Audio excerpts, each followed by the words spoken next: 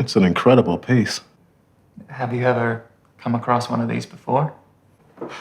Not unless you're including my grandson's toy box. There's no questioning its authenticity, its quality. The condition of the brass and its design suggests that it was built in the mid to late Victorian era. What? I didn't know they had Jack-in-the-Boxes back then. Well, the origins of the Jack-in-the-Box have been argued over for centuries. Some people say they were simply toys that gained popularity in the late 1800s. Others suggest they served a far darker purpose for many years before that. What do you mean by darker purpose?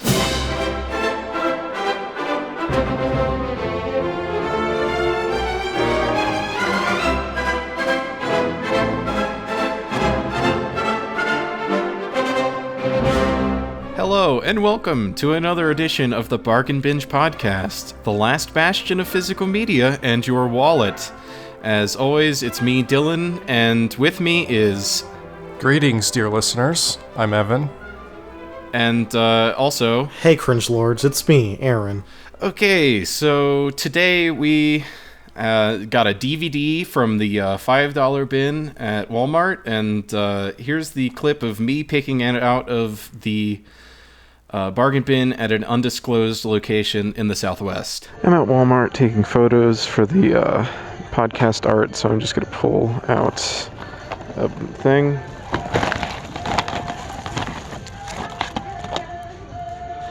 And here we have Jack in the Box, a clown horror movie.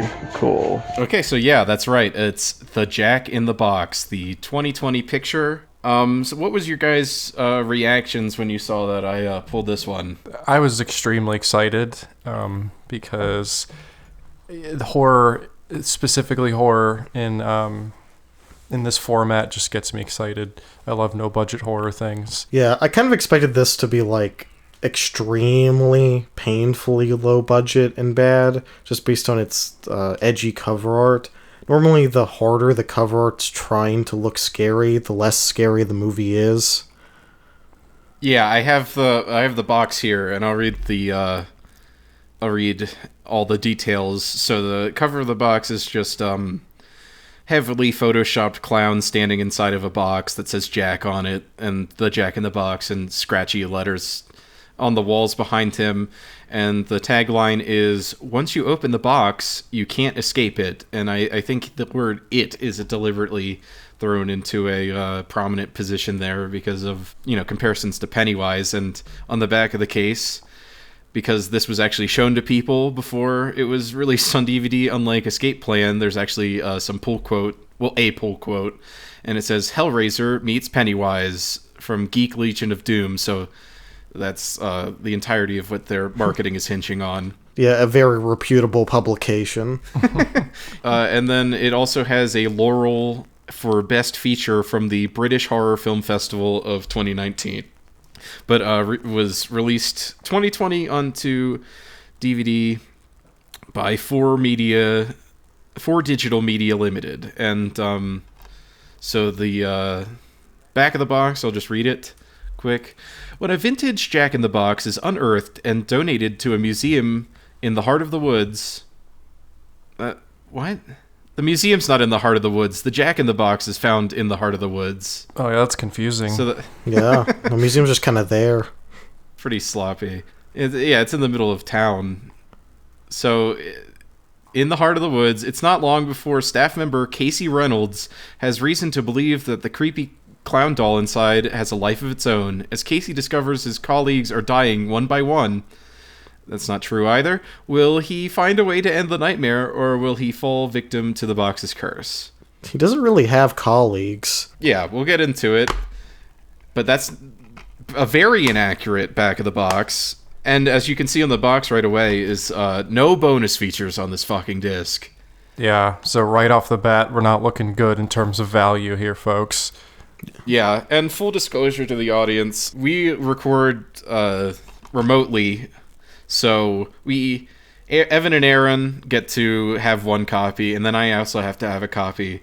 And full disclosure, I just own the copy this time, and we watched it on Amazon Prime because it was free, and there's no bonus features to judge. Yeah, so why bother paying more money for 0 bonus features?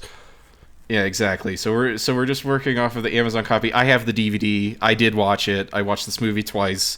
I'll report back to you at the segment at the end about the actual content of the disc. But yeah, pretty lackluster distribution. Yeah, you guys should be ashamed of yourselves. Come on, 4Digital, you pieces of shit. We're coming for you. Oh yeah. No, actually.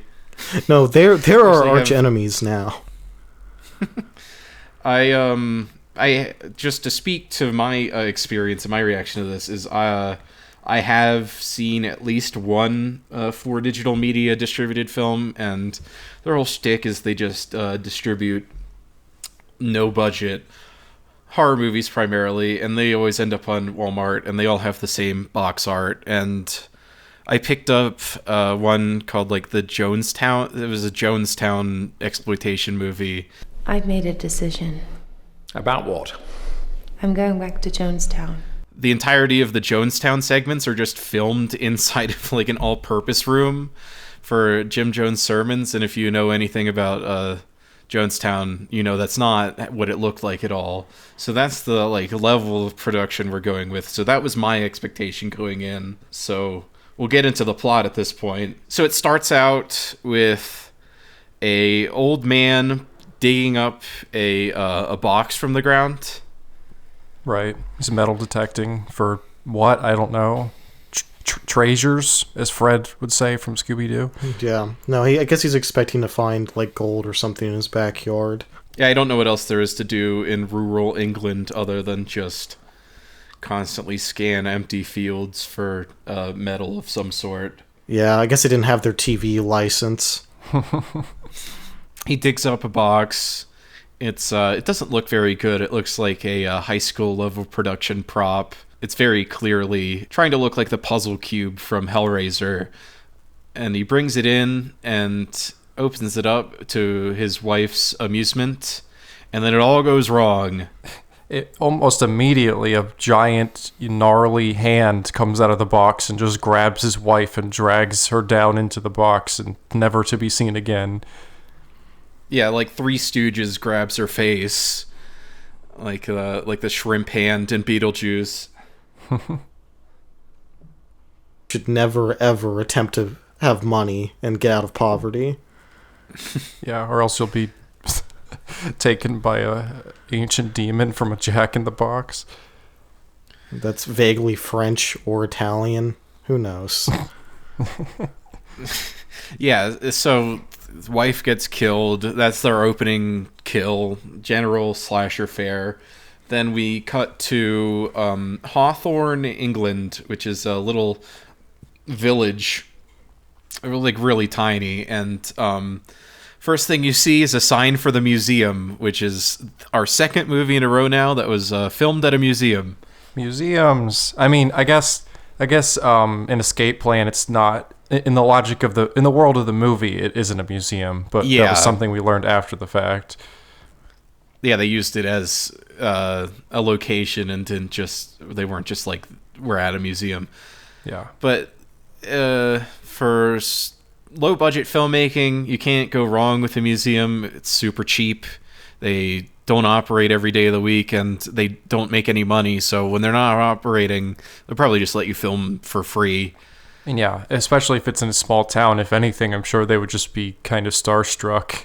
Oh, they're filming a movie in our museum. Yeah, especially if you have Sylvester Stallone, which this film does not have, unfortunately. Or any recognizable names. Any recognizable anything and any point of production. Yeah, so this is a super low budget production, and by the end of it, we came out with an estimated production budget of just under $1 million. That's really probably like $500,000. Yeah, somewhere in that range. Yeah, absolute max is $1 million, but probably not that much. Not with that level of like production value. Like, I mean, they try their best with like the museum and stuff, but just there's no even vaguely name actors, like even people who have appeared on like television in any significant way. So it's just a very thin cast in terms of fame. The crew seems to be staffed entirely by the director's relatives. Yeah, which It's is a very small production. It seems like they poured a lot of the budget into the practical effects for the clown, which are pretty good. Into the titular Jack. Yes. Oh yeah, he's pretty fun. Yeah, I like his design quite a bit, actually. The box itself isn't the best, but the clown is pretty cool. There's a few different gags that comprise Jack, and we'll get into that. So the main character, as the box states correctly, one of the few things it states correctly, his name is Casey, and he works at the museum, and he's coming in, and he meets his co-worker who acts like a supervisor, but she's like, oh, the actual manager never shows up, and she's right, because the manager only appears for 2 scenes. She shows him around the museum, and there's this very cringe attempt at just referencing Lovecraft with no sort of effort or anything. She's like, okay, so this is the war exhibit, obviously. Lovecraft is on your left, and the toy exhibit is down the hall. Yeah, no, independent filmmakers are working really hard to make it actively embarrassing to acknowledge Lovecraft's existence. What kind of museum is this? Do we ever, like, it doesn't, I don't think we ever specifically get, it's called the Hawthorne Museum, so I think it's just like a general, like for the area, like I guess. Yeah, because from what they describe, it doesn't ever seem like there's a theme that is throughout. No, just old stuff from England. It's fine. I had a few of those in my hometown. It's just when you live in a town that's so small, you take what you can get, you know. Mm-hmm. Yeah. So he works there. She's like, most days you're going to be looking in the back stock at the stuff that they've received and haven't put out yet. So then they go in there. There's a fun little montage of them looking at stuff. And he reveals that he has way too many qualifications for this job. Because he's like, oh yeah, back in the U.S., I was an appraiser or something. Oh yeah. Right. No, every 5 seconds he accidentally stumbles into revealing his natural accent, but he keeps emphasizing to you that he's American. You have an original James Harling. Do you have any idea how rare this is? And that he's a genius at museums. But now he's just like a clerk who doesn't even sit at a desk to collect money. I'd really like to know how this museum is even kind of scraping by. No, it seems like it would be a job that like a high schooler would volunteer to do. Right. But he's operating it as his career. sole income. Yeah. Yeah, I mean, it doesn't seem like he has to do much because the whole time they're there, throughout the whole movie, there's 3 patrons of the museum. Yeah, and they don't walk them through properly, despite having staff. They just kind of sit around on their phones, and then people go, "Hey, where approximately is this?" And then they point to it without getting off of their ass. Yeah. Yeah, but they're not even in a centralized area. At one point, he's just sitting on a bench by a window, like napping. So you have to actively find him. And while they're looking for the stuff, he pulls up a tarp to find a giant fucking box that somehow no one noticed. If you were paying attention in the first scene, you'll realize it's the same box. Oh my god. He taps it, and a CG handle comes out of the side, which is really strange to have that effect in the middle of something that's primarily practical. Yeah, I guess it seems to me that they just couldn't figure out a way because they had a real handle once he starts turning it, but I guess they just couldn't figure out a mechanism to have it pop out of the side. So they were like, all right, let's just CG this. And I get that, but then there's also parts where it's CG when it's just turning by itself, because it's a creepy clown. but I feel like it'd be Right. pretty easy to probably figure out how to, turn it from the inside. Probably, I don't know. considering they already have the physical, real handle. I mean, that being said, it doesn't look that like bad or anything. I was just gonna say it didn't stand out as being horrible. It just, we caught it because Yeah, it just feels like unnatural because everything else is so like simple and just like, oh yeah, we 3D printed a mannequin or whatever. And well, this is just like the couple parts of CG just kind of feel a little weird, even though it's not like that bad, especially considering the budgetary restrictions. Yeah, so we give big props to this film for being like probably like 90% practical effects. yeah, It was pretty much just that and the blood spurts, which you couldn't really do in a museum. I mean, the only thing I might notice the blood spurts was at the very end, but other than that, if there was CG, it was not very noticeable. So very commendable effects. Casey cranks it, and it doesn't go off when you expect it to. The pop part of Pop Goes the Weasel. Right. But it plays a few times and then happens at a random point in the song, which I guess is supposed to be spooky. I don't know. But then it pops out, and then we see the actual... well, I guess we see it the first time in the opening scene, but just barely. But here we get to see nice and close up the actual prop for the Jack in the box. Not the demon that comes out of it, but the actual toy. Right. It looks pretty all right. Yeah, it's well designed. It just doesn't quite look like a old Jack in the Box. Yeah, because even when I watched it like the first time, like the first thing I noticed is it's covered in like lines that show you that's where the 3D printer ran along and left the plastic trail, if you know how a 3D printer works.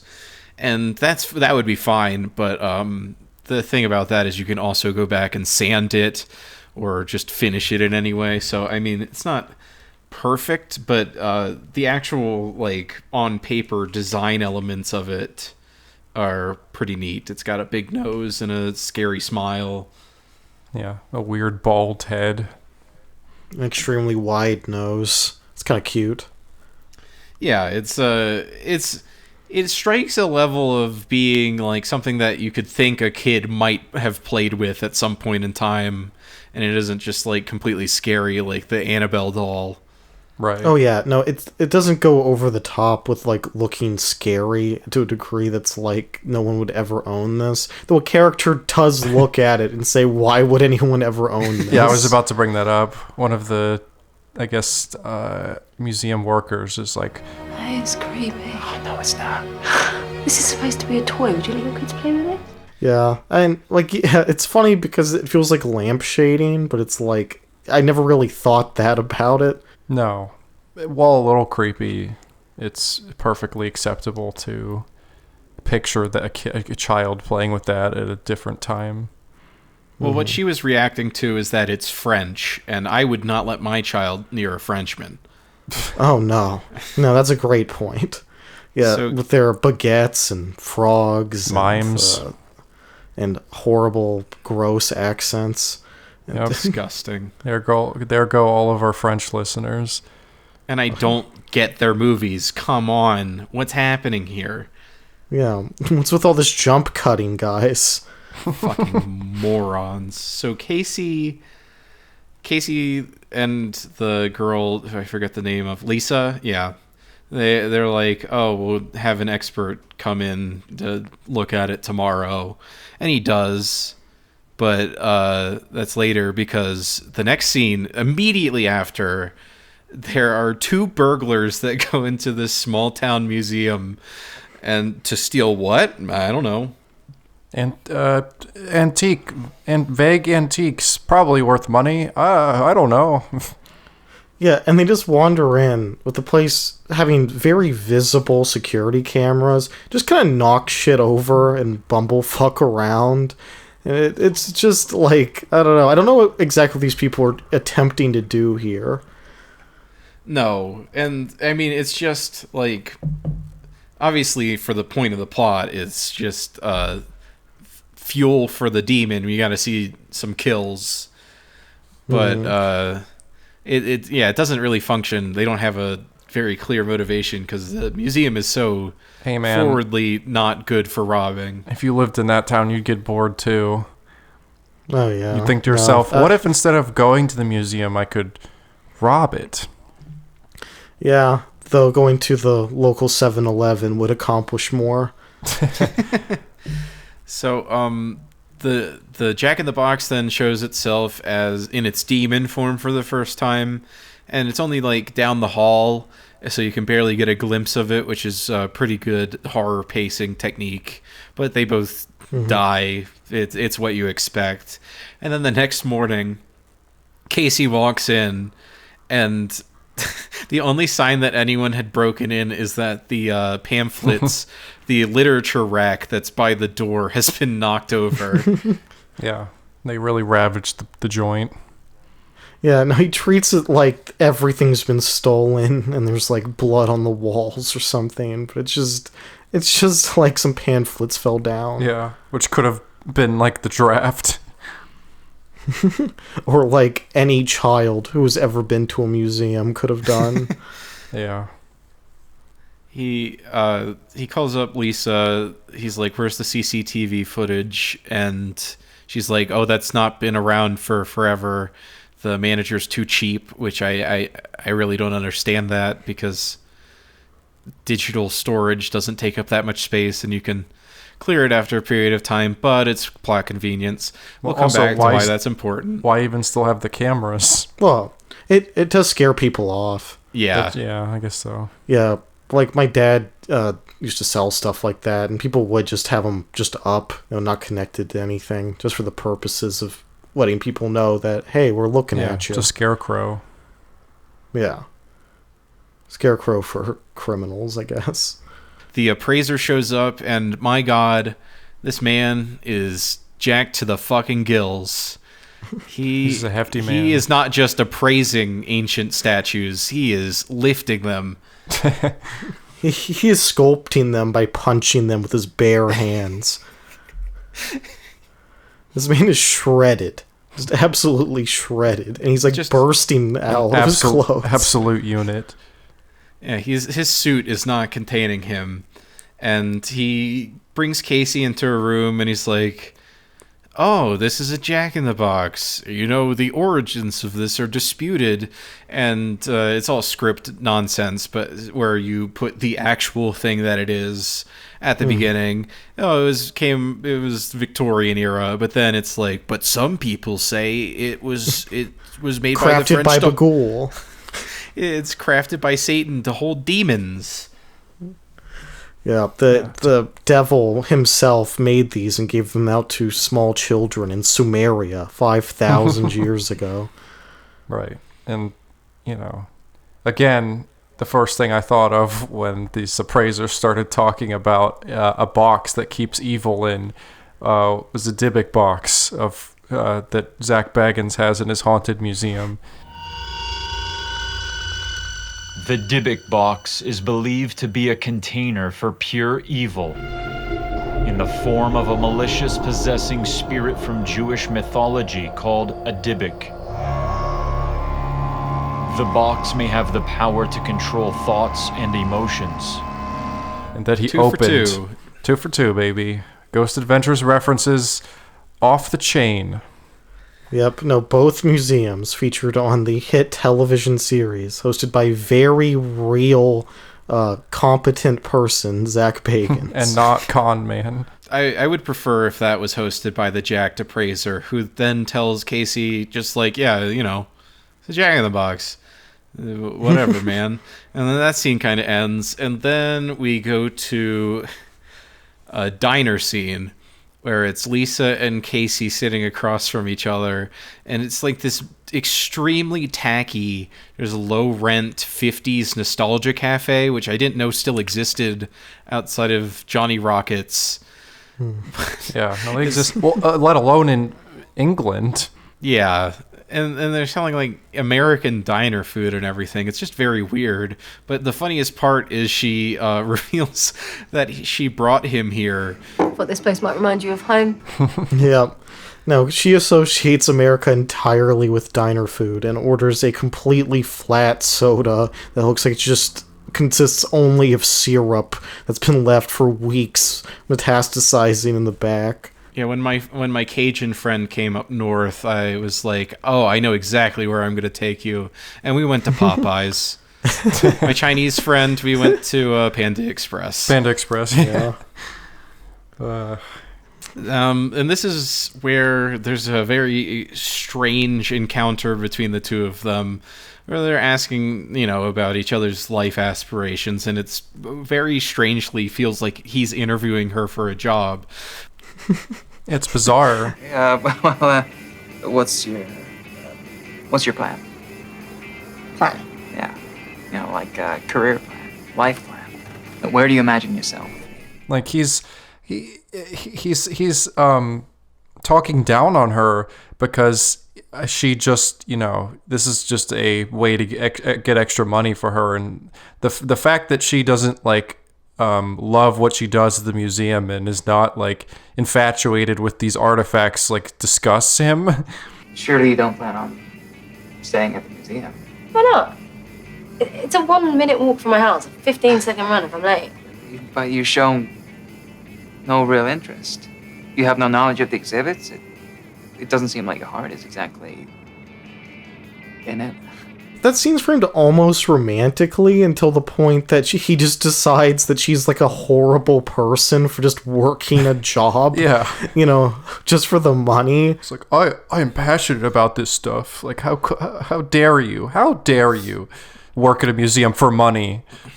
How dare you take this ultimate responsibility of being paid near minimum wage to sit around on your phone and occasionally point to things? Well, yeah, we've been shown that it doesn't take any sort of skill of any sort.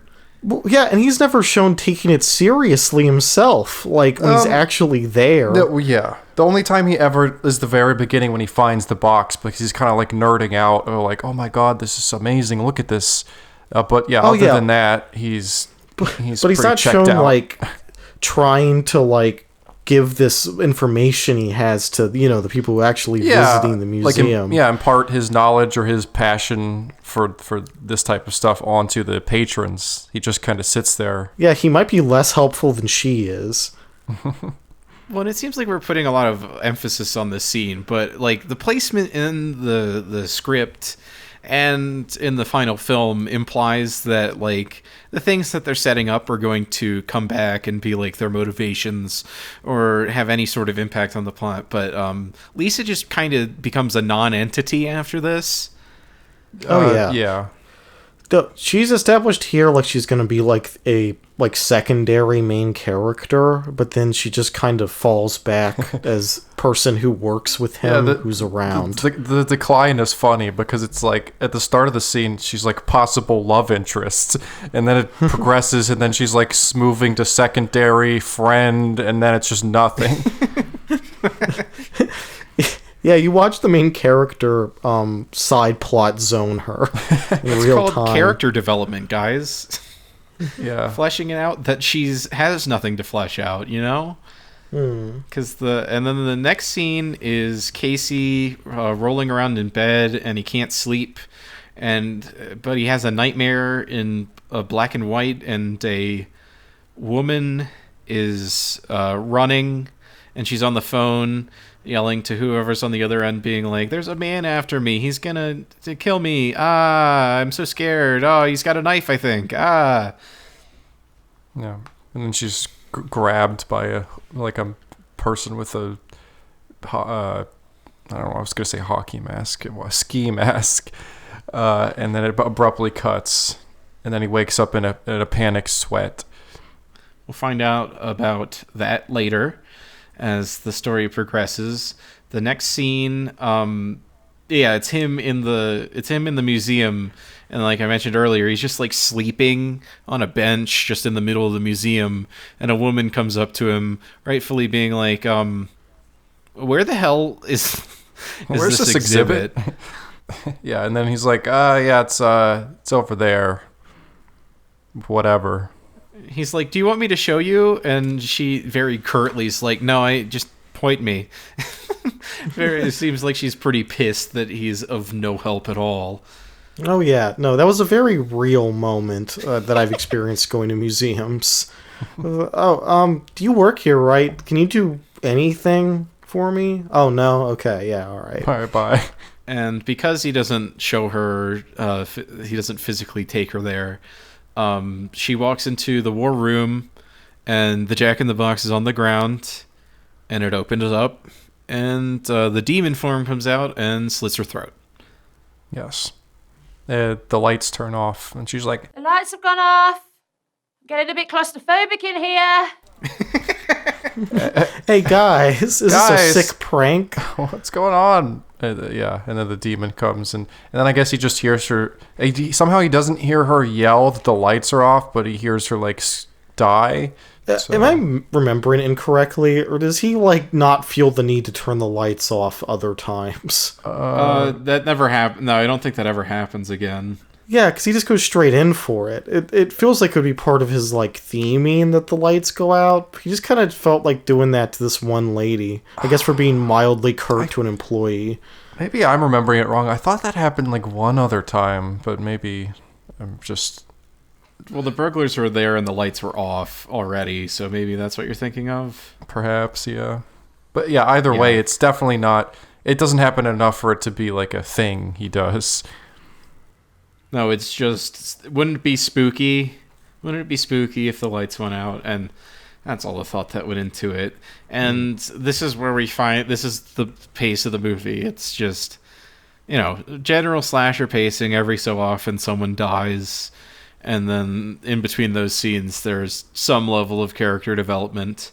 The next scene is just like the scene right before this. He's in bed, and he can't fall asleep, and then he takes some sleeping pills because he has insomnia. And then cut immediately to the next day at the museum, and what do you know? There's two people there that Casey clears out who walk by the camera with no ADR. It's just completely silent, even though their mouths are moving. That was really funny. Yeah, they're just having a conversation, and I guess the editor or sound designer didn't feel it necessary to add that in. Like, it's fine. No one's going to notice that, even though they're like pretty, they're not super in the background. They're in the frame very clearly. Yeah, they're very prominent in the shot, and it's like usually you use it to like fill some character into the movie, like a joke or just anything that adds like the sensation that like humans come in and out of this museum, but they just don't feel the need to dub them. No, every single character has their role, and it's very small and specific, and if they don't have that, then they don't exist. And so they walk the entire length and breadth of the frame, multiple seconds of them not talking. And they walk past the cleaning lady who says goodbye to Casey. She says, have a nice weekend, which is not how museums work. Museums are open on the weekend because that's when people can go to museums.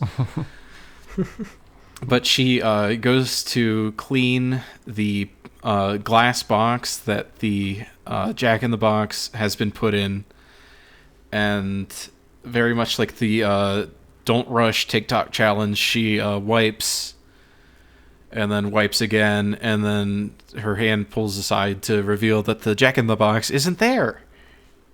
Doesn't she like look down at something on the floor? Oh yeah, she steps on a bug. For editing. Oh, yeah, right, it would have been right. too hard to edit. I thought it was something weird, like that was related to the Jack-in-the-Box, but it wasn't. It was just. It was a gross English bug.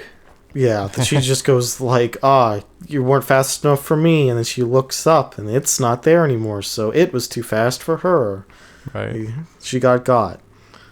Yeah, and then she gets got by the Jack-in-the-Box. No, like, special kill. I think she just gets pulled into the box. And the next scene is the next day at the museum, because nothing else fucking happens besides this guy trying to sleep and working at a museum. Yeah. He's sitting in the hall. Okay, so he's sitting in the stairs, and you can take it from there, Evan. I was just gonna say eat, sleep, museum. Repeat. Repeat. Put that on a tank top. Yeah. Except you don't see him eat except for that one scene in the 50s American diner. Yeah, they eat silver dollar pancakes and the most disgusting soda I've ever seen on screen. Oh yeah, no, horrifying. Yeah. Absolutely horrifying. It's in a glass, and it's not even filled to the top like you would expect at a diner. There's no ice in it. It's completely flat, and there's bendy straws in it that through multiple takes look like they've already been used. Dude, the thing is that was the scariest scene in the movie, because I just felt so disturbed the entire time. Are you gonna actually drink that? And it does nothing but put emphasis on it, because Lisa, she's fidgeting with her straw the whole time, as you might do with something that has ice in it. But she's just swishing around in this bleak, diarrhea cup. They definitely got that from the craft services table. It was just sitting there for a long time. Yeah, but they were at an actual diner. I guess they were like, you can That's film true. here, There's but no you're not getting excuse. any fucking soda. Are you kidding? That stuff's expensive. That don't get any costs free 5 soda. cents per pint. Well, 5 cents is 5 Too cents. much for this museum and film. 5 cents. You got to shave off every 5-cent chunk you can. That's if Yeah, you're a good producer. they reincorporated that budget into having metal detectors and toys and stuff for the museum. You gotta scrimp where you can, or else the thing would be completely empty. Yeah, and so back to the present of the plot. Casey is sitting in the stairwell of the museum, and he's just listening to a voicemail, the voicemail that the lady in his dream was making as she was running from the knife guy, just playing it out loud in the stairwell, which Full is volume. acoustically where it would carry through the entire most. museum. Yeah. No, he's you can tell if someone did this in real life that it's a desperate cry for help. Yeah, 'Cause but then when his what's the woman's name? Lisa. Lisa. When Lisa is revealed that she's been listening to him, he acts like, I'm sorry, I didn't mean to.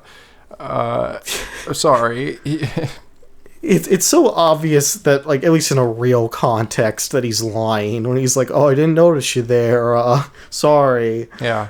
So do you want to ask me about my problem? Do you want to ask me about it? You definitely weren't baiting me into asking you about your life problems.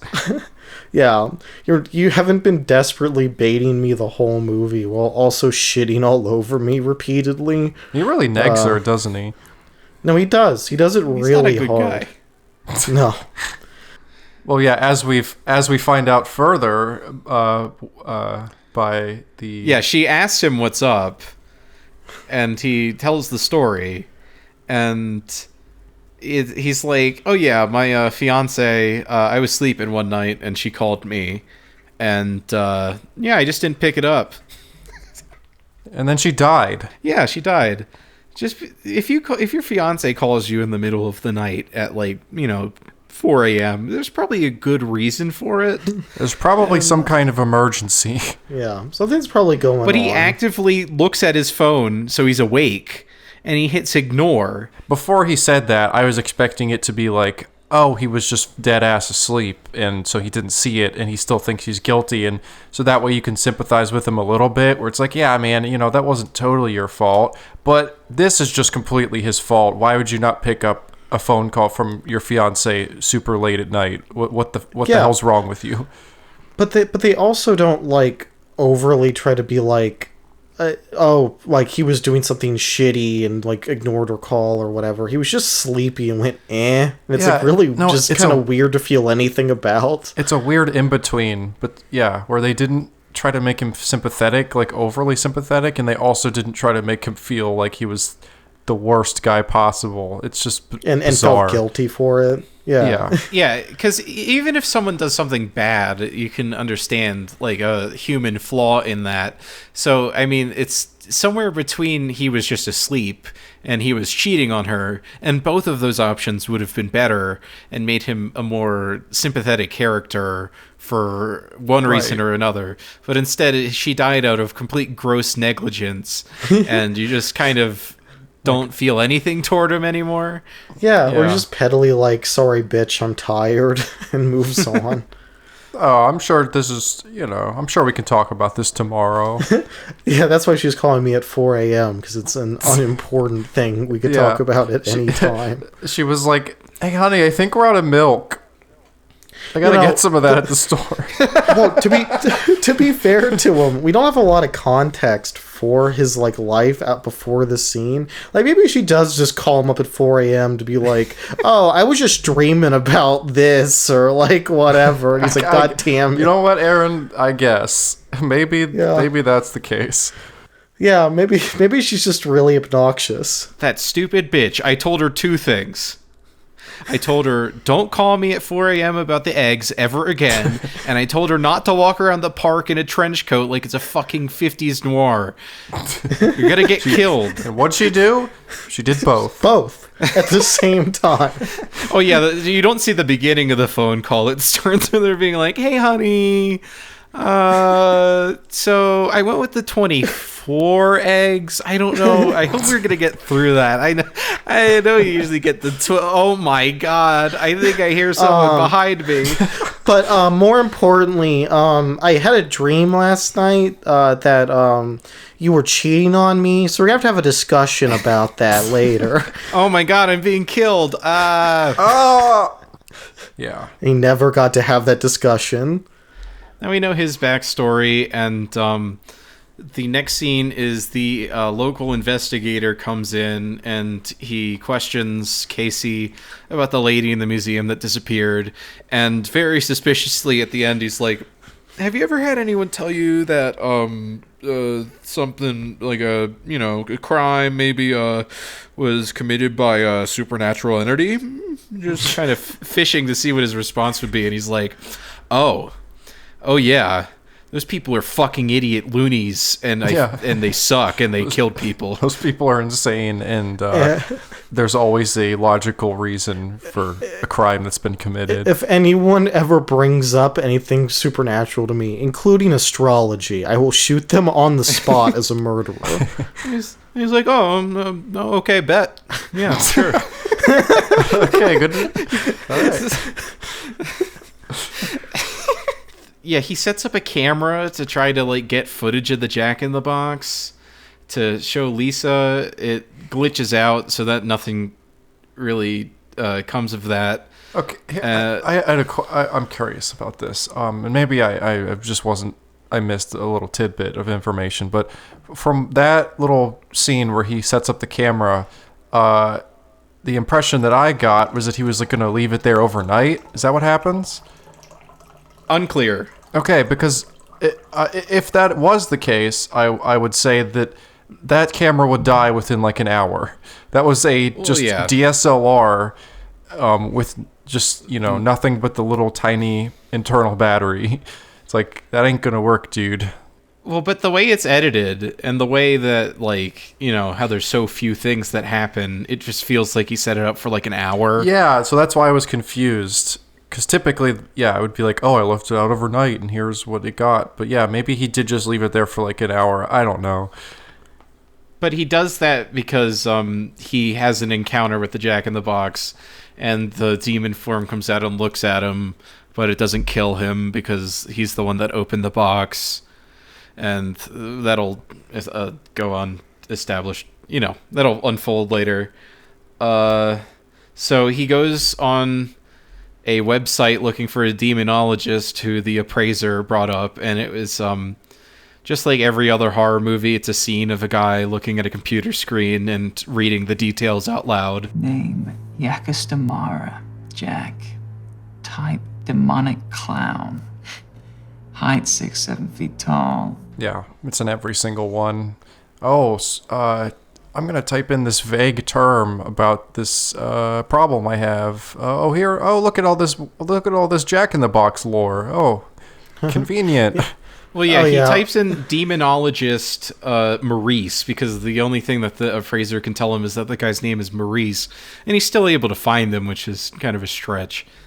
Oh yeah.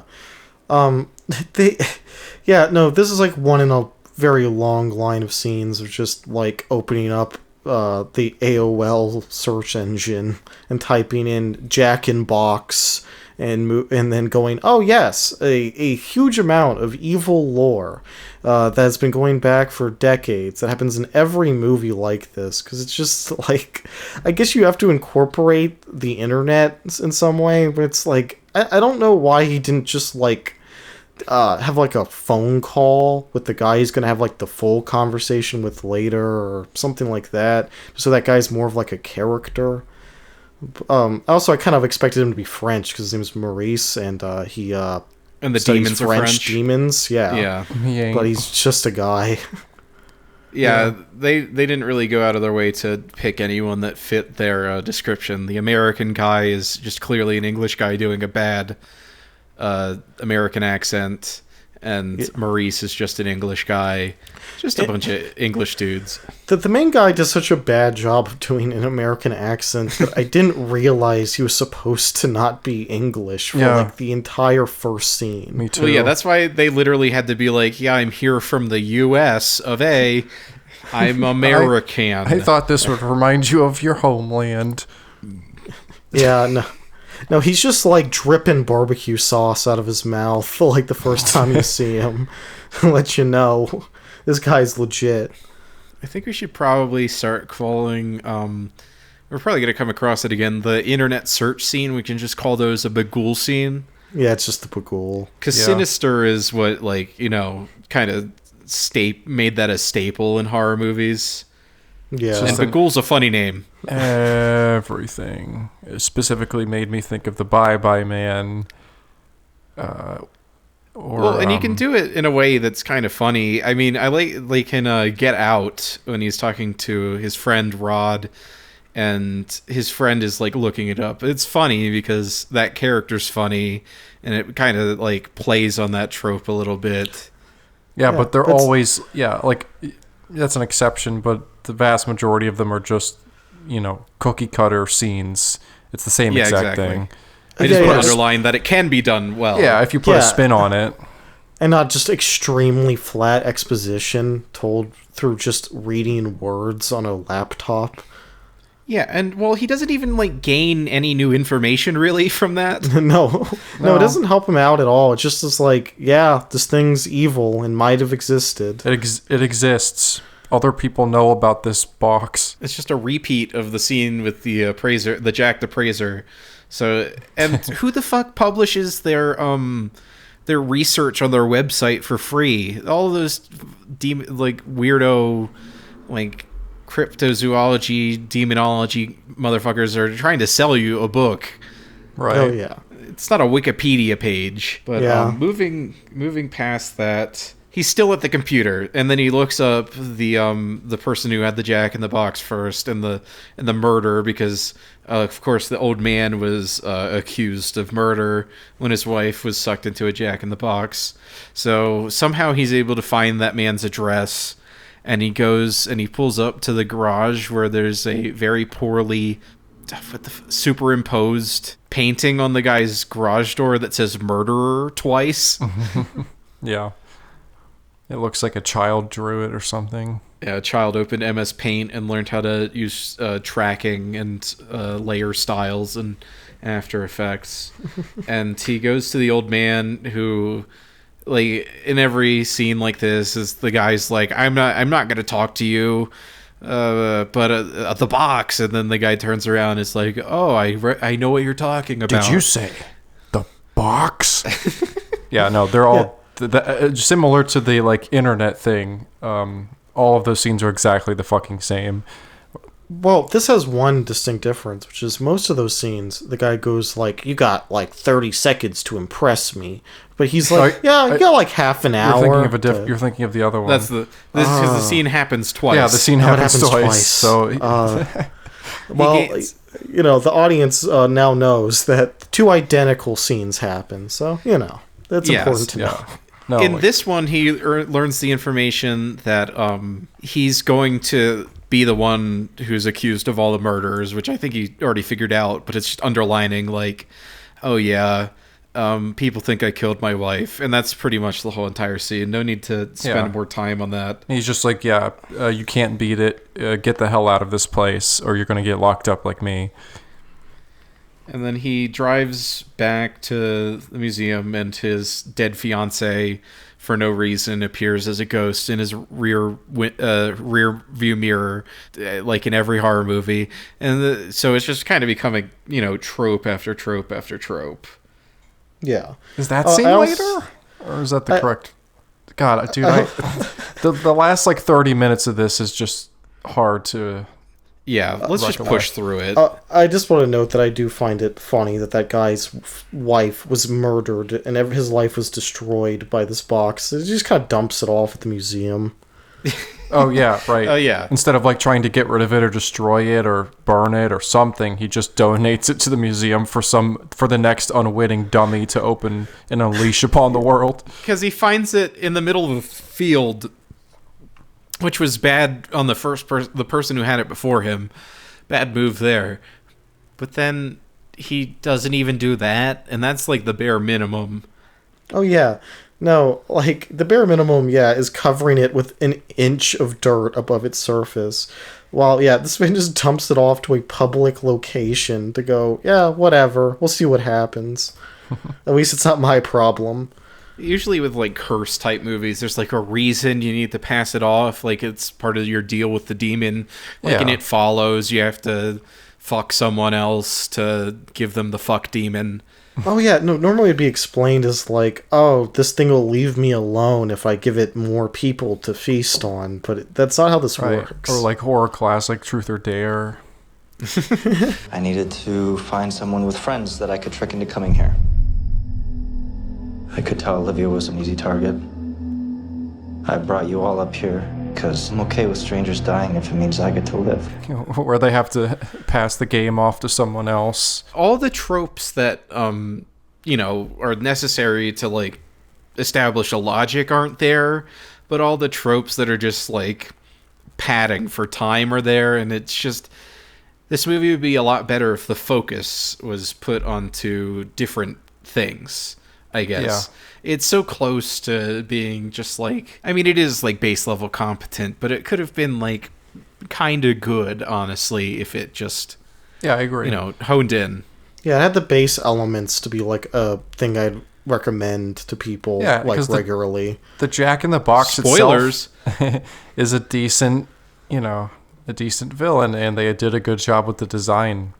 So that's a very good foundation. They just got a little too much padding in the script. Let's just blow through the last 20 minutes here, because the movie does too. You hit a certain point where it's there's a half hour left, and then it all just happens, and it feels 10 minutes went by, and you're what? Just kind of in a daze after it. He burns the Jack in the Box in the field, and then he goes to the museum, because that's the only thing he does, and it's just sitting in a room, and so you can't destroy it. Cool. Got the point. He gets fired in a meeting between the whole staff, and it's just the manager lady, and then him and Lisa, because that's the entire staff. Right. Well, the rest of their staff's been murdered, right? Which is one other person. Well, according to the box. I guess the cleaning lady counts, but that's probably... Yeah. That's a different kind of staff, but yeah. Yeah, she probably wouldn't be called in for Nevertheless, quite a small staff. He's the Jack in the Box is dangerous, and the manager lady's no, you're dumb, actually. There's no way. You're fired.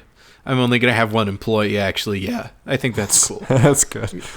Yeah, no, the fact that a bunch of people have died in my museum, and that's freaking you out, is unreasonable. You're fired. Right, it's over. I am terminating your probation period. I can't just walk away. You're done. I'll never forgive myself. If something... I'm not giving you the choice. Then you can find some other place of work. Maybe they'll have a Jack-in-the-Box that kills my employees for you to play with. No, they'll have the Dybbuk box. Oh, right. Yes. Oh, yeah. Go work at Zach Bagans' Haunted Museum. I would love that. It's my dream. Move to Vegas. Okay, maybe... Okay. Okay, maybe not. Yeah. There's some things a man just can't do. Moving to Vegas is a choice no one can really make. He probably pays like minimum wage, even though like a single ticket to that fucking thing, minus like some special exhibits, is like $150. Yeah, it's expensive. It's over $100, I know. Definitely. Yeah, and yeah, you get to make $8. Yeah, and I mean, you know, like, you get possessed by a demon. Why would you want to spend $150 to get possessed by a demon? Yeah, I think the Hawthorne Museum should follow in their footsteps, and then maybe they would have a staff, and maybe more than one woman would come look at the war exhibit. Yeah. So this then leads to the climax, and all the events that we'll go through till the end just kind of happen intercut. Casey gets the address to the demonologist Maurice's house, which earlier he called a PI to get it, and he spent a lot of money to do it. So he goes to the demonologist and starts asking about like the rules and everything, and the guy's like, "You must perform a ritual. Once a Jack's heart is weakened by the end of a blade, only the spoken word will send it back to the shadows where it was made. Bestia ad inferos." You have to keep it trapped in the box until the years run out, because every time it kills someone, it gets 3 years that it can just freely leave the box. Right. That's so many hats on so many hats. We can point out quickly that this is the scene that's the exact same as the scene that we were talking about before with the old man who originally found the box that Aaron thought was... this is the scene where he's like, you know, after loosely agreeing, after being convinced, he's like, yeah, you could have 30 minutes to talk to me, sure. Instead of like, oh, you got 5 minutes, bud, make it quick. Yeah, it's the appraiser, the old man who people think he killed his wife, and the demonologist could be wrapped into 1 or 2 characters instead of the 3 as they exist in the script in its final state. No, everybody gets so few scenes besides the protagonist to be anything. Like, you really just want to crunch some of these characters together so they like have meaning on any level. Crunch the budget too. That's less actors, less mouths to feed. Yeah, because no, every character shows up for that scene that they're in, or maybe 2, and then they're kind of done. And they're out of the movie completely, yeah. Yeah, and they don't have, like... How to improve it is less characters and have them have some sort of defining quirk. And then you can pull a longer scene out of them and maybe even have some jokes, which this movie has... I believe 1 with the demonologist. Yeah, I was going to say, are there any? There's one because he's like, oh, you think I'm going to invite you in for tea and crackers or whatever the fuck the Brits eat? They're disgusting. Cookies. They're called cookies, you fucking morons. What? He said biscuit. Get a fucking grip. Yeah, but that's what they call cookies. Oh, okay. You didn't know that? No, I didn't know that. Yeah, those motherfuckers insist that cookies are biscuits.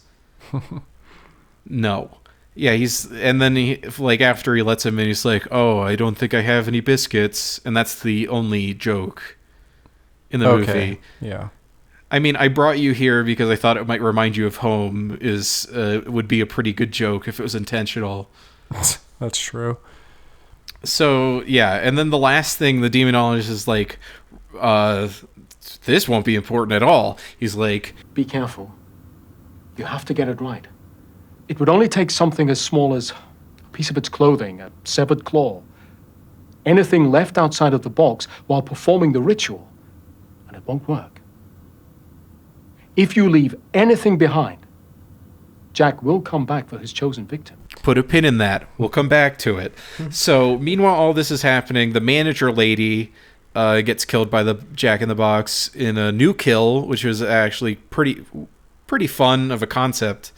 But the front panel of the box turns into like a garbage disposal. Well, yeah, with a giant kind of saw, and then it sucks her in, I guess, and just shreds her to pieces. Like you said, it's a good concept, but I would have loved to actually, because it just straight cuts away from it. You don't see any of it. Like there's no blood or anything. I would have liked to see a little bit more. Yeah, I do like how much that feels like a Pennywise gag. Like he'd lay that little machine down and then it would grow and then it would start spinning. It's pretty fun. That scene's fun. It's just the budget limits it. You don't get to see any sort of blood. There could have been something, but overall not bad. And then the demon starts to focus on Lisa. And for simplicity, I'm describing these one after the other, but him talking to the demonologist and the two women at the museum being attacked is happening. It's intercut. It's going between these two with parallel editing. But just as Lisa's about to be capped by the fucking demon, Casey, of course, runs in and starts fighting the clown. Oh, something we haven't mentioned thus far that I think is pretty funny is that the demon frequently just punches people. He just sucker punches his victims, and that's his main mode of incapacitating someone, which I find very funny. Yeah, he either socks them with a haymaker, or he has his fingers out and does the exact same motion but slashes them. Yeah, and uses his claws to either squeeze or slit their throat or whatever. Yeah, I guess we haven't talked about the demon costume, but we can underline that. It's pretty good. Yeah, it looks good. It's spooky. It's realistic. Yeah, it's very it's clearly trying to be scary, but it isn't overdoing it to a weird degree. It looks about right. No, it's not edgy. It's not super edgy. It has a good presence and a nice silhouette. Which are the two important things when you're going for a creature design. And the mask is pretty cleverly put together. It hinges, it has a Chelsea grin, kind of Joker smile thing going on. And that's where it hinges for flexibility so the mouth can move and you can show his weird teeth and his tongue. Yeah. Does a pretty good job with physicality most of the time. It's pretty well put together monster for a movie. Yeah, it's always bad when the creature design is really good and then the actor is really bad at physicality, but he absolutely nails it. He's not yeah, they got both. He's not the first 5 Jasons or whatever. Oh yeah, where they have super comedic physicality. Oh, part 3. Oh yeah, when he's just falling over a fucking slapstick Three Stooges bits. Mm-hmm. Right. Yeah, no, that one Jason comes off such a non-threat sometimes in those, just because every time he gets hit, he flops. He sells it way too hard. Purely because of what the actor's doing, and I feel that's something that gets glossed over sometimes when you're talking about this type of thing.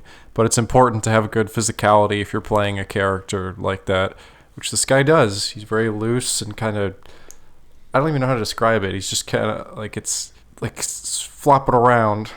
The way I think of it is, it's music video-y, Marilyn Manson, just kind of wiggly. Wiggly, or super just loose and a noodle.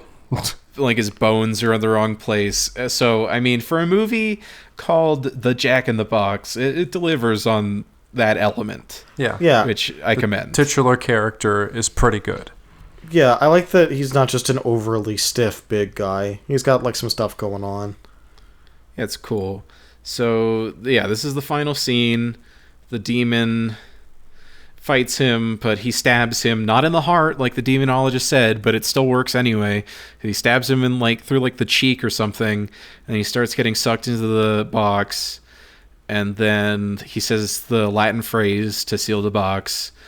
But as the door is closing, if you here's where that demonologist line comes back. Be careful. You have to get it right. The door closes and his claw comes out.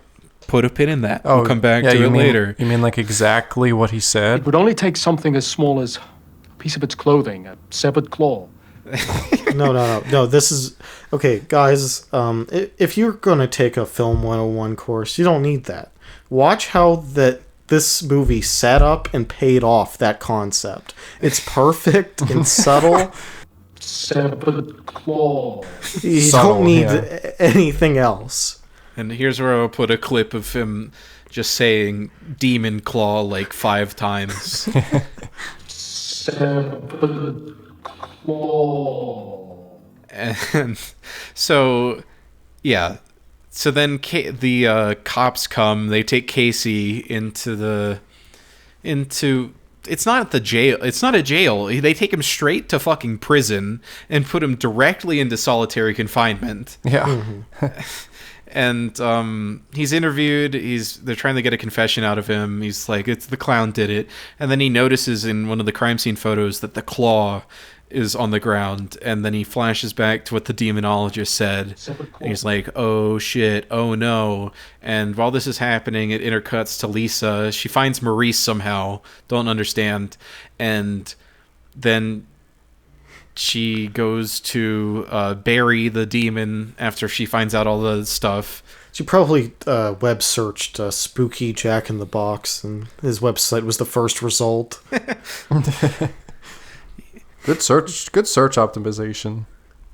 So it's like, oh, I gotta keep this buried for 15 years, which, I mean, in the middle of a field where you don't have control of it's not the best place, but whatever. She goes to bury it, and then he's like, oh shit, the demon still can come out because the claw. Severed claw. And he's screaming at the prison, and she gets sucked into the box, and that's the end. Yep. Setting up for the sequel coming out next year, the Jack in the Box Awakening.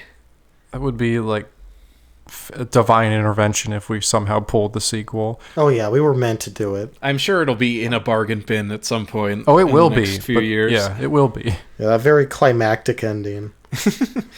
For the whole movie, just kind of the editing is kind of off, but the final scene is, I'll say it works well enough. It does. I Yeah. guess it's just like, I wish Lisa meant anything to me on any level. Yeah, 'cause she kind of just disappears from the movie for a while. Yeah, the baby face buries her, turns her heel early into the movie, and then she never does anything of note ever again. That's Yeah. true. Yeah, she gets told that she's garbage and an idiot, and then goes, "Oh yeah, I guess." Yeah, she's done. Just to speak to the editing in the rest of the movie is like, it all hinges on shot reverse shot scenes because it's a simple horror movie, and a lot of those have like really weird like editing beats. Like I would expect a close up to go there or to emphasize something, or a wide shot to go there. The editing throughout is kind of iffy, but during those heightened moments, it's okay. Any other notes about the content of the movie? Very spooky. Spoopy.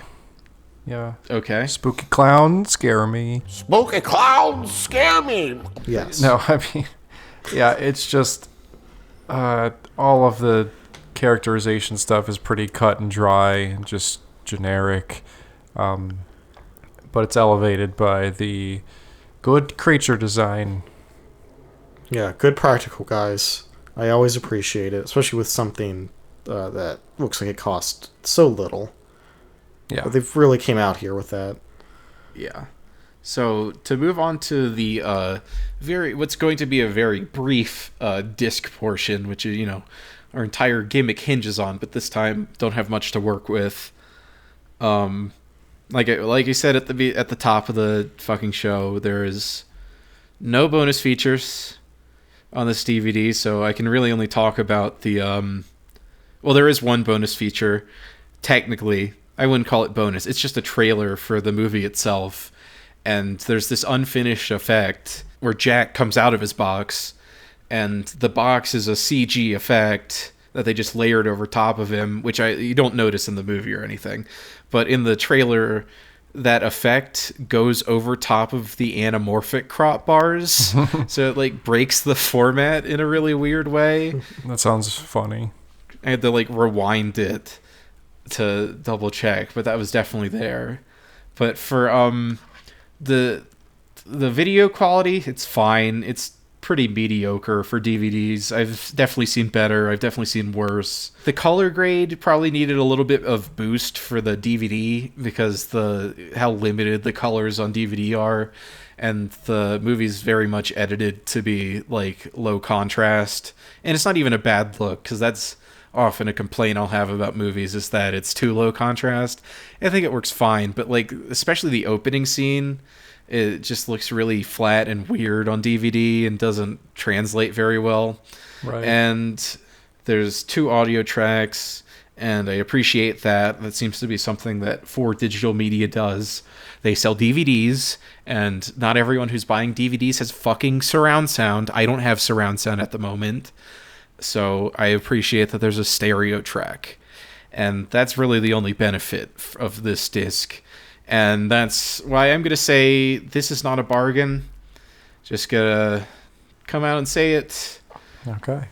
Just watch it on Prime if you're interested. If any of this sounds interesting to you, just watch it on Prime. And I don't know if I have to ask you guys if it's a bargain. Yeah, I mean, it's clearly not. There's nothing to add value to the movie itself, which is kind of the whole idea of this, like, ranking category. So, no, this film, not a bargain. Yeah, no, it's... I mean, I am curious how much you paid for it, though. Oh, it was in the $5 bin, so it's $5 for just the movie in standard definition. Right, that you could watch in HD on Amazon Prime, so, which is what we did. Yeah, the stream today for me didn't look great. There was a bunch of artifacting, so I don't know. That might be the transfer's bad. It might just be my connection was bad. But yeah, overall, you're getting a better experience just watching it on Amazon. So definitively, 3 out of 3, not a bargain. Nope. Well, now we're coming to the segment where we say whether or not we recommend the movie. And if not, if there's a supplemental recommendation that we have. And I'll keep myself for last, even though I picked the disc. How about Aaron? Do you want to go ahead? Yeah, sure. No, I almost thought this was pretty okay. It just didn't quite come together right, both due to the editing and the like girth of extra characters that you just did not need. No one's just defined enough or performed well enough, though the performances aren't like standout bad either. Everyone's just kind of there and fine. So it's just, like, I like some of the kills and some of the creative ideas used, and I appreciate the practical stuff they did with the budget. It just does not quite come together as a recommendation for me. It's, it's not the worst thing you could pull out of a bin for sure. And I will probably watch this stupid sequel at some point, even though it's called Awakening, like the 50th horror film to be called that. Yeah, I'm pretty excited for the sequel. Yeah, but... I guess my only recommendation, and I normally would try to get something that's more modern and fits better, but I just, certain like little gags in this kind of made me think about Phantasm, and I really, really enjoy the original Phantasm film, and it's very low budget, made by like 2 people like this was. And in the UK. Yeah, and it's just a much more entertaining movie. The kills are more interesting, the antagonist is scarier, and the main characters are really, really likable in Phantasm. That's like the big difference. The main 2 brothers and their ice cream man friend are like very likable and memorable to me, while no one in this really hits that level. I also like the weird sci-fi elements.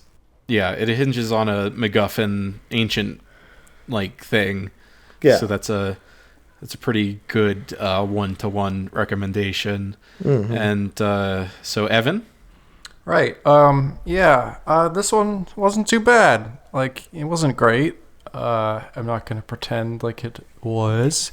But for what our purposes and what we do here, I was, generally pretty engaged. I wasn't, I didn't want to go make food like I did during Escape Plan. But Evan, you have to flop on the floor and yell about how terrible this was. Of course, yeah. This movie was bad, and I can't believe you watched it, and it assaulted every single facet of my brain, my eyes.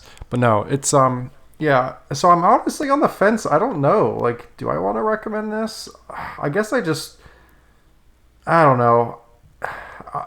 I'll say you can just say maybe and not have a substitution. It's fine.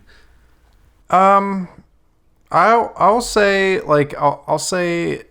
I'll give it a soft, not recommendation, but just like, I'm not sternly in the never watch this.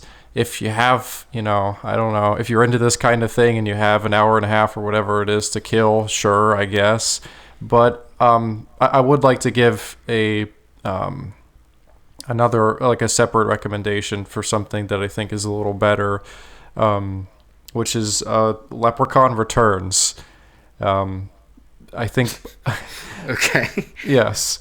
I believe... what is it, this...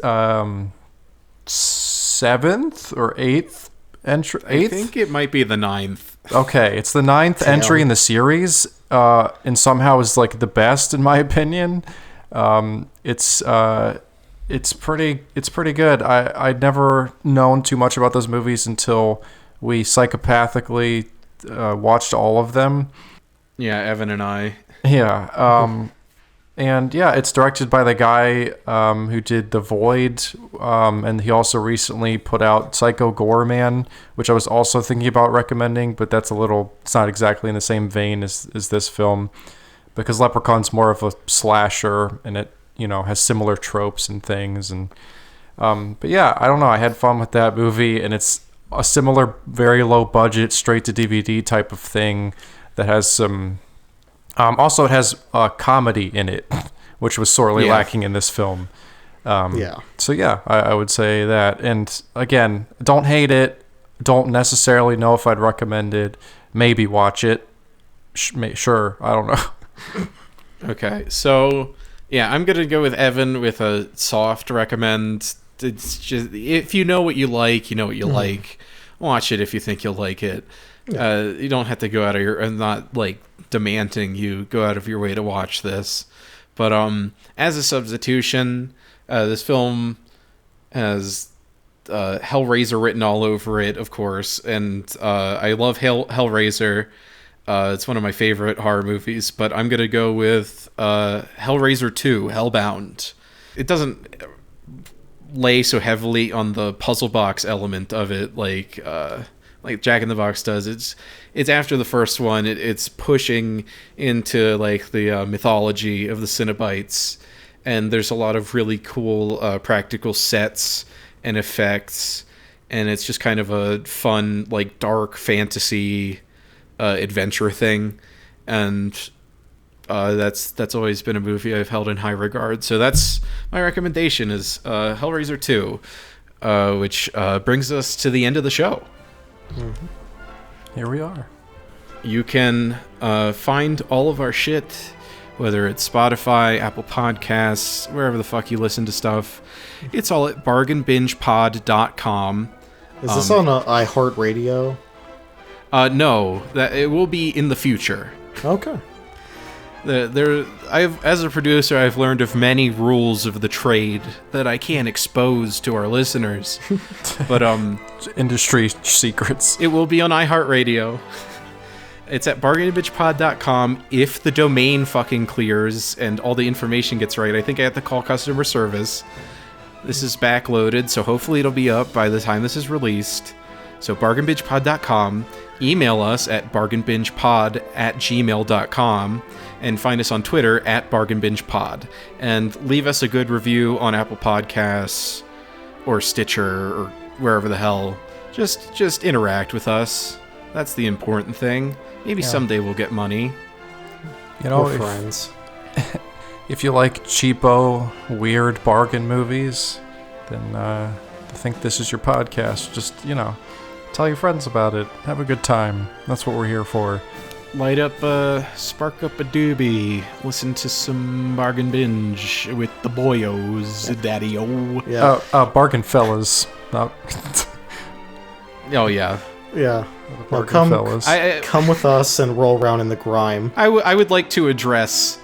I'm going to stick around for the bonus episode next week where I address every single person that's ripped us off in the past 5 years. But 4 years. Until then, this is the Bargain Binge podcast signing off. Adios. See you later.